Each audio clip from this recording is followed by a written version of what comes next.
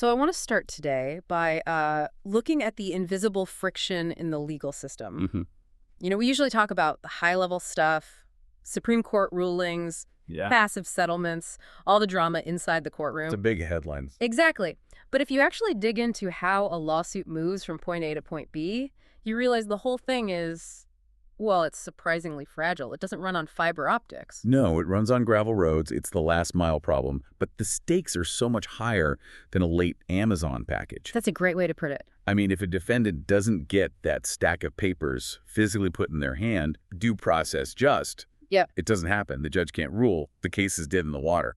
And that is exactly what we're unpacking today. We're looking at process service, but through a really specific localized lens. Right. We have a stack of data and transcripts from a company called Lafayette Process Servers LLC, and they cover the 15th Judicial District Court in Louisiana. And a lot of this comes from their host, Scott Frank, and his podcast, Paper Trails. Which is just a goldmine for understanding the difference between theory and practice. Oh, absolutely. Because in theory, serving legal papers is just logistics. You're just moving paper. Simple. In practice, especially in a place like Acadia Parish, which is our focus today, it's this mix of like detective work, cultural anthropology, and off-road driving. We're talking about Crowley, Louisiana, the rice capital, and the little towns around it like Rayne and Church Point. And the real tension here, it seems to me, is between the national algorithm and local reality. That's the perfect way to frame it. But let me play devil's advocate for a second. Go for it. We live in a world where I can pin a location on a map in the middle of the Sahara and a satellite sees it. So why is local knowledge still a thing? Why can't a big national logistics company just plug an address into a route optimizer and get this done? Because the map is often lying to you. Or at least it's not telling you the whole truth. Yeah. Let's look at what the sources call the remote misconception. Scott Frank talks a lot about how these national aggregators, these big legal support firms in New York or Chicago, they look at Crowley, Louisiana on a map and they see a black hole. They see it as non-serviceable or something? Or extreme rural. They see low population density and they assume it's like an expedition. They think it requires special handling or it's just too far to be profitable for a standard run. But that's not the reality. Not at all. If you talk to the team at Lafayette Process Servers, Crowley is 20 minutes down I-10 from their main office in Carencro. It's their backyard. So it's a perception gap. It's a data gap. Yeah. The national firm is using generalized demographic data. They see rural, so they hire some random gig worker or they just mail it to the sheriff. Right. The local expert, they see a commuter corridor. Yeah. But the problem gets much worse when you actually try to find the front door. Okay, so this brings us to the rice capital reality. The sources spend a lot of time on the rice mills. And this is where I want to push back on the idea that this is just driving. If you have an address for a guy working at a mill and you have GPS, why is that so hard? You just drive to the pin, you walk in, you hand him the papers, done. Oh, if only. Try doing that at a rice mill during harvest season. First of all, the address on the paperwork, it's usually the corporate office or just the main gate. The facility itself could be massive, hundreds of acres, silos, dryers, loading docks. So you ask security. If there even is security, they're not going to let a process server just wander around the floor. But more likely, you're dealing with a shift worker. Okay. So if you show up at 2 p.m., because that's when your route optimizer told you to be there, you're hitting a dead zone. The guy is like 3 stories up in a dryer, or he's driving a loader in a field 2 miles away. You can't get to him. So the efficiency of the algorithm actually guarantees failure here. 100%. The local expert knows the shift changes. They know that the shift breaks at 6 a.m. or 6 p.m. They know the specific gate where the workers punch out. You don't chase the guy. You wait for the workflow to bring him to you. That's not on Google Maps? Not a chance. Yeah. That is institutional knowledge of the local economy. It sounds like hunting. It is hunting. That's exactly what it is. And it's the same with the geography of the towns themselves. You take a place like Church Point or Iota. The sources mention these are rural routes. Which usually means P.O. boxes, right? Right. And here's where the tech just breaks down again. In a lot of these rural systems, the mailing address is a P.O. box, but the legal system requires domiciliary service. You have to serve them at their home. You can't serve a P.O. box. You can't serve a box. So if you run a skip trace on some national database, it often just defaults to that mailing address. So the national provider sends a driver to the post office. It happens all the time. They drive to the zip code, find a wall of metal boxes, and then they realize they're stuck. A local specialist knows that Route 2, Box 45, actually corresponds to a physical house down a specific gravel road that might not even have a street sign. They know how to convert that rural route into a GPS coordinate because they've been there 100 times. But wait, hasn't 9/11 mapping improved this? I thought most counties have forced physical addresses now. They have, but the adoption by the residents can be slow. A defendant might still use the old rural route description on their credit card application or utility bills just because, that's where I live. So the database just scrapes that old data. Exactly. And if you don't have a human eye on the ground to say, no, that house is actually over here, you're just chasing ghosts. Let's pivot to the court system itself. The sources are very specific that Lafayette Process Servers are 15th JDC specialists, and Acadia Parish is part of that district.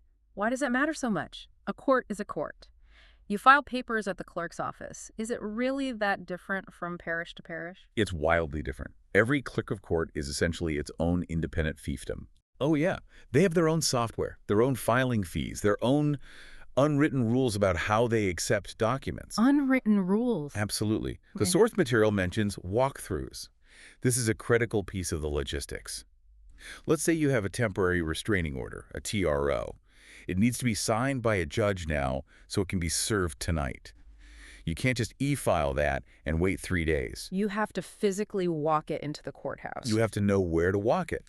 You have to know which judge is on duty that day, which specific clerk handles the immediate signings, and frankly, you need to have a relationship with them so they don't just wave you to the back of the line. Scott Frank's team emphasizes this again and again. They aren't just dropping papers off. They are navigating the bureaucracy to get the signature that actually triggers the service. And that connects to the rush versus bash issue. I was reading through the material on this, and the economic difference is just stark. It's the difference between a taxi and a bus. Right. The national aggregators, they operate on a batch model. So explain how that screws over someone in Crowley. Well, just think about the economics for the national firm. They charge a flat, low rate. To make any money, they cannot send one driver to Crowley for one paper. Too much in gas and time. Way too much. So they hold the paper. They wait until the bus is full. Exactly. They wait until they have, say, 10 papers for Acadia Parish. And that might take a week. If you're a client waiting on a child custody ruling or a protective order, you're sitting in limbo because your logistics provider trying to save a few bucks on gas. Whereas the Acadia route that's mentioned in the podcast, that runs daily. Yeah. Because Lafayette Process Servers has the volume and the local density, they're going to Crowley anyway. They don't have to wait for the batch to fill up. They can take a single rush paper, drive 20 minutes down I-10, and attempt it that afternoon. So the density of their local business solves the whole latency problem. It's the whole game. It's interesting how that one word, density, just changes the entire value proposition. But I want to go back to this idea of the evasive defendant. We've talked about finding the house, but what about when the person just doesn't want to be found? Which is, pretty often. The sources talk about skip tracing, and I always picture this as like hacking some guy in a hoodie breaking into a mainframe. But in reality, it's just buying data, isn't it? Anyone can buy a background check online. Anyone can buy bad data online. That's the key distinction. The sources mention they access investigator-grade databases, credit headers, utility hookups, license plate reader data, stuff you can't get with a simple Google search. But even that's not a magic bullet. Why not? If I have your credit header, I have your address. You have the address you used when you applied for the credit card. Or the address where the bill goes. You don't necessarily have the address where you're sleeping tonight. Okay. And this is where that boots-on-the-ground verification comes in. The physical check. Yeah. Data is historical. Reality is real-time. A database might say John Smith lives at 123 Main Street. A process server drives by and sees the grass is 4 feet high, the windows are boarded up, and there's a condemned notice on the door. The database is wrong. Or, conversely, the database says he lives in Texas, but the process server sees his pickup truck parked at his girlfriend's house over in Rayne. Exactly. And the source material brings up a great point here about local networking. In a town like Rayne or Crowley, people talk. Oh, yeah. If a strange car drives down a dead-end road 3 times, the neighbors notice. A local process server knows how to talk to those neighbors without setting off alarm bells. They can tell the difference between he moved out and he's hiding in the back. That feels like a fine line, though. I mean, you're essentially stalking people legally. You are, and that is exactly why the sources emphasize credibility and authority so heavily. This is not a job for some random gig worker in a beat-up car. I noticed that. The list of memberships, the BBB, the Chambers of Commerce, the National Association, NMPPS, is that just resume padding, or does it actually change how the job gets done? It changes everything. Safety, Yeah. success rates. Imagine you're on a rural property in Louisiana. Everyone has a gun. And you're walking up to a stranger's house to give them what is probably bad news. Right. If you look like just some random guy in a T-shirt, you might get run off, or worse. So the badge matters. The professionalism matters. It's everything. Scott Frank sits on the board of directors for the Better Business Bureau. That sends a signal to the community and even to local law enforcement that this is a legitimate professional operation. So if the police get a call about a suspicious vehicle, and it turns out to be a known board-certified process server, the whole situation just de-escalates immediately. And the chamber memberships, one Acadiana, Youngsville, Baton Rouge, that seems like building an ecosystem. It is. It's about being embedded in the business fabric of the community. Yeah. If you're trying to serve a garnishment on an employee, you have to deal with the employer.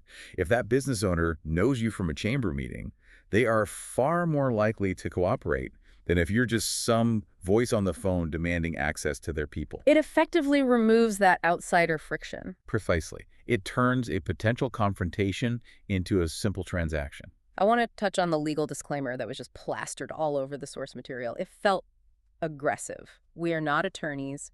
We do not give legal advice. It has to be. Like It that? has to be aggressive. This is the unauthorized practice of law boundary, the UPL. It's a huge deal. But isn't it helpful to tell a confused person what the papers they're holding actually mean? It's helpful, and it's illegal, and it creates a liability nightmare. If a process server says, oh, don't worry, you just need to show up on Tuesday, and they're wrong about the date or the courtroom, the case can be thrown out. Or the server themselves can get sued. So they have to be robots in that moment. They have to be couriers. Mm-hmm. The source uses the term legal logistics, and I think that's brilliant. Yeah. They handle the mechanics, the truck, the road, the handoff.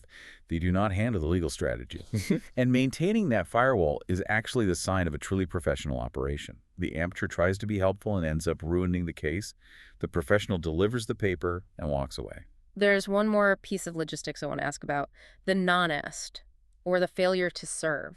Because sometimes you just can't find the person. Right. It happens. The sources mention providing due diligence affidavits. Why spend so much time documenting a failure?